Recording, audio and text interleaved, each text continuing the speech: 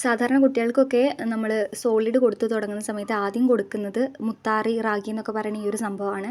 അപ്പോൾ തലേന്ന് വെള്ളത്തിൽ കുതിർത്ത് വെച്ചതാണിത്. ഇത് നന്നായിട്ട് കഴുകണം. ഒരു 5ഓ 6ഓ പ്രാവശ്യം മാക്സിമം കഴുകണം. എന്നാൽ മാത്രമേ അതിൻ്റെ ഉള്ളിലുള്ള ചളിയും കാര്യങ്ങളൊക്കെ പോവുള്ളൂ. അതിനുശേഷം നമ്മളൊരു മിക്സിയുടെ ജാറിൽ അത് അടിച്ചെടുക്കുകയാണ് ചെയ്യാറ്. ഈ ഒരു മിക്സ് നമ്മൾ അരിച്ചിട്ടാണ് ഇനി യൂസ് ചെയ്യേണ്ടത്. നമ്മൾ അരിച്ച് മാറ്റിയ ഒരു ഫോർമാറ്റാണിത്. പാല് പോലെ നമുക്ക് കിട്ടും.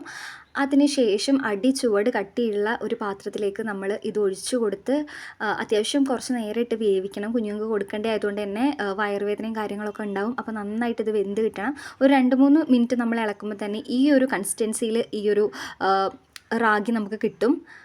അതിനുശേഷം മധുരത്തിന് വേണ്ടിയിട്ട് ഞാൻ ഇവിടെ ചെറിയൊരു കഷ്ണം ശർക്കരയാണ് ഇടുന്നത്. ശർക്കരയ്ക്ക് പകരം നമുക്കിവിടെ പനങ്കൽക്കണ്ടം വേണമെങ്കിൽ യൂസ് ചെയ്യാം. ഏറ്റവും ബെറ്റർ ഓപ്ഷനാണ് പനങ്കൽക്കണ്ടം എന്ന് പറയുന്നത്. അത് കിട്ടാത്തതുകൊണ്ടാണ് ഇപ്പോൾ ശർക്കര വെച്ച് കാശിക്ക് കൊടുത്തുകൊണ്ടിരിക്കുന്നത്. അപ്പോൾ ഈ ഒരു കൺസിസ്റ്റൻസി ആകുമ്പോൾ ഞാൻ അടുപ്പിൽ നിന്ന് അത് വാങ്ങി വെക്കും. അത്യാവശ്യം നന്നായിട്ട് വേവിക്കണം കേട്ടോ. അതിനുശേഷം ഒരു പാത്രത്തിലേക്ക് പകർന്ന് കാശിക്ക് കൊടുക്കാറാണ് ചെയ്യാറ്.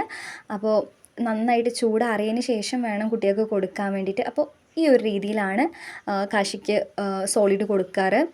അപ്പോൾ വീഡിയോ എല്ലാവർക്കും ഇഷ്ടപ്പെട്ടു എന്ന് വിചാരിക്കുന്നു. ഇഷ്ടപ്പെട്ടിട്ടുണ്ടെങ്കിൽ ലൈക്ക് ചെയ്യാനും ഷെയർ ചെയ്യാനും കമൻറ്റ് ചെയ്യാനും മറക്കരുത്.